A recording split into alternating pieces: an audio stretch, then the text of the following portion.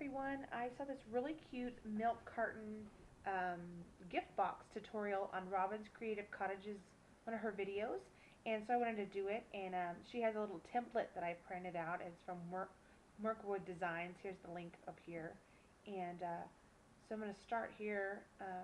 So I have my paper turned sideways. This is an 8 by 10.5 sheet of paper, and I have it turned on the side. I'm scoring at 2 inches, 6 inches, 7.5 inches. Right there's 7.5. And then I'm going to turn it so the top is at the top, of course. And then I'm going to score at 2.5 inches, 5 inches, 7.5 inches, 10 inches. And then I'll leave a little 1.5 inch section on the end. Okay? Then what I'm going to do is I'm going to fold all these parts over. Just fold them. Nice good creases. I was using the Martha Stewart scoreboard, by the way, to do this. And then that little tab at the bottom, you don't need that right there, so I'm just going to cut this out with my Color Bee scissors. Just trim that right out of there. And then I need to do the folds for the top part that makes it look like a little milk carton. So those are just in the center of those little sections. So I just scored that first one at 1.25, and then the next one is at 6.25, I think. I just did it in the center of that other little section there, the third section. Skip one section and then you go to the next one. So yeah, I think it's 1.25, and just down to that first score line, just like you can see better on the white side. There it is.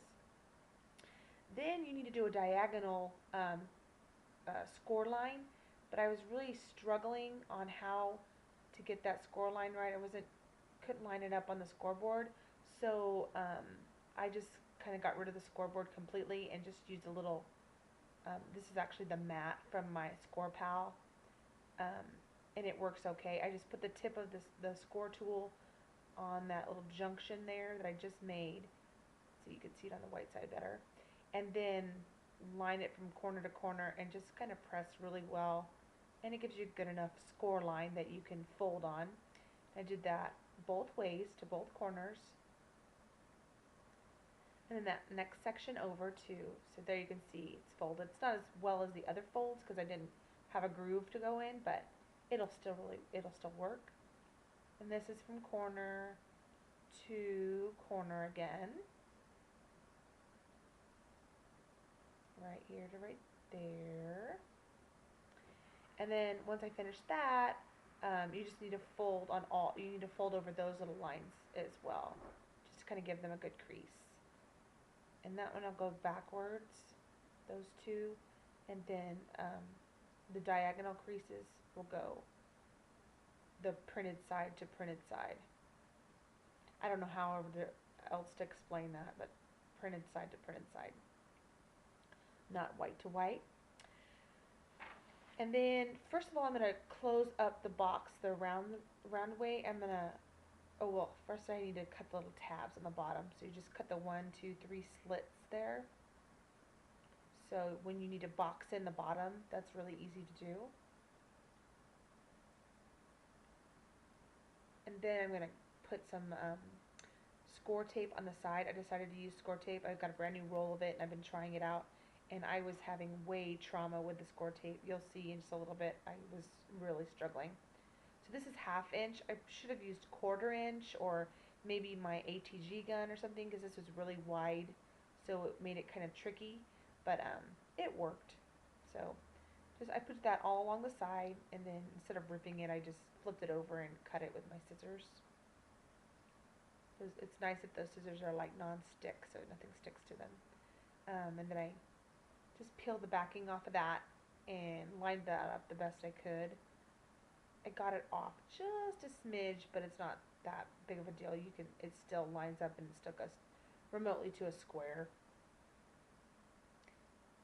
And then this next part, this is where I was really struggling. I really had problems with the score tape on the bottom, so I went through this part really fast on the video. You really just need to seal up the bottom. There's no rhyme or reason to it. You just put all four sides down, and that's where I was really struggling with the overlapping and which side needs to go first, and I was thinking way too hard. And so that first side I put three little pieces of tape on there, and then of course I smashed the next side down, and it was out of square. So, and then I was like, oh, I'll just rip this up, and of course it ripped the heck out of my paper. So I just smushed it back down, and then I just trimmed off the edge that was overlapping. So it's completely fixable. Just it would have, if I would have taken my time and really looked at that in the first place, I probably could have fixed that problem to begin with. And then put some tape on the other slit there, or the little flap. And then see, you can see where I overlapped it right there. So I just trimmed that off with my scissors. You've got enough overlap on all the other flaps that that little sticking out part, that really doesn't matter. Then put a little bit more tape on there and seal that all up. And then I just trimmed a little bit more off the side there.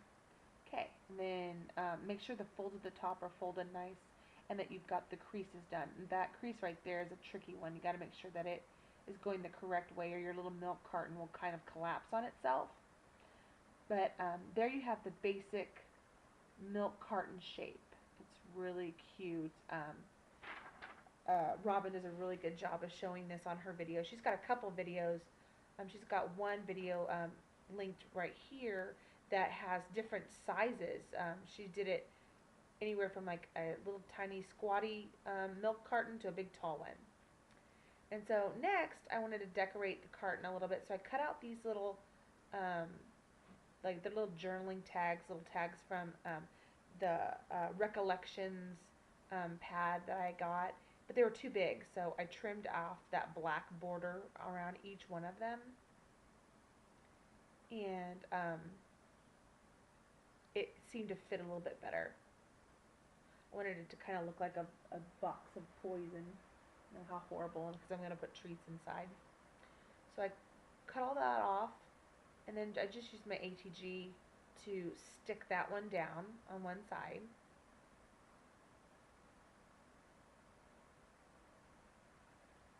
And then I stuck that on the side of the box. And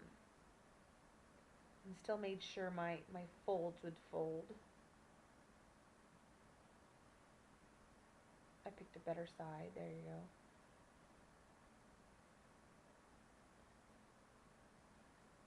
And then really stuck my fingers in there and pressed down the adhesive. And then I wrapped a piece of paper from that same stack, that same Recollections Halloween stack. I cut it at 1 inch, 1 inch strip, and I put that around, and I was trying to like pre-fold it on there and crease it, and that was just not working. So I just took it back off and put some AGT on the whole length of it, and then I just stuck it on there. And I should have stuck that on the side, but it's okay. This little box is a gift for a secret pal at work, and I have a man, and I doubt he's going to care about the seam of that belly band showing. And then once I got that done, I took the other little sticker, or the little tag, and I did the same thing. I cut the black off the outside, and then I just used my ATG, and I stuck that on the opposite side as the little arsenic one. I tried to put the adhesive on the thing, and of course the box collapsed, so I just put it on the back of the little sentiment kind of thing there. Stuck that thing down. Looks really cute. It's a little bit wider than the box, but it's barely, so it still works out pretty well. And then I just took my hole punch. I don't have a crocodile yet. That's my next big purchase, but I don't have one yet. I don't do any album making really, so I haven't really needed it. I just have a hole punch that I just punch 2 holes in the top, and then I'm going to fill it with trail mix. So I punched out a tag, two little tags, one out of the pattern paper and one out of the white, just a scrap of white cardstock. There's actually printing and stuff on the back of this, but it really doesn't matter because you're never going to see it. And then I don't have a smaller punch to make the tag, so all I did is I trimmed off like a tiny little bit on each of the sides to make the white tag a little smaller. And then I use, see, there's a little bit smaller. I use some Tim Holtz Distress ink to go around the outside, and I decided to use the antique linen, I think it is, and I went all around that tag with the little blender sponge, and then I kind of did the middle also, but really light in the middle, just because I wanted it to look kind of, I don't have any cream cardstock, and I wanted it to look like the cream on the little arsenic tag. So I inked that all up, and then I used this Lawn Fawn set, which is called Harold's ABCs, and the man I'm making this for, his name is Kevin. So I did out the letters, just my arm in the way. I did out the letters to spell his name. So I just used the stamp set, and I kind of like the stamp set because some letters are uppercase, some letters are lowercase, so it's really cute and quirky.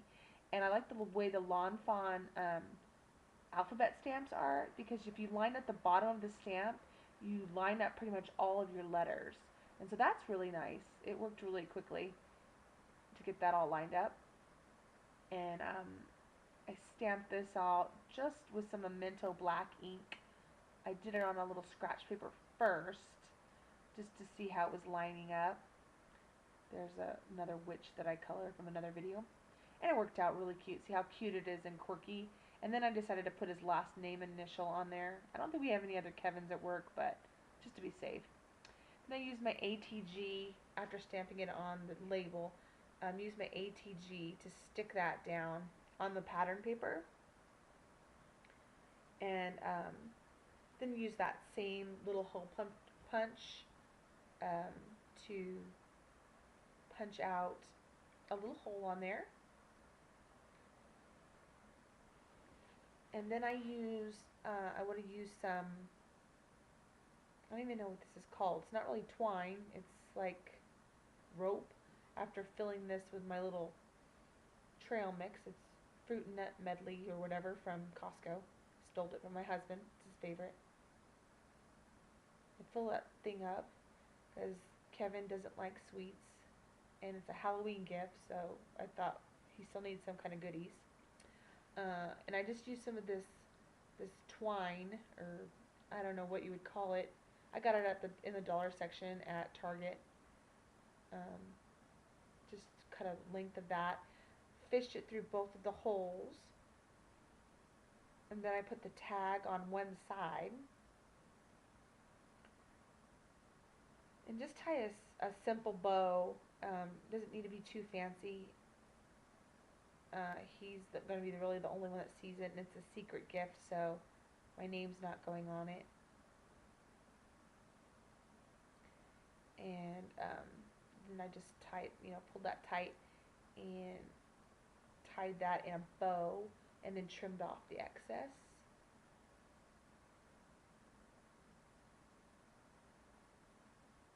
And I think it turned out pretty cute.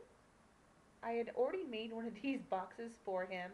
I had it all ready, and I put it in my purse to take to school the next morning. And I woke up, and my dog had literally ripped it to shreds.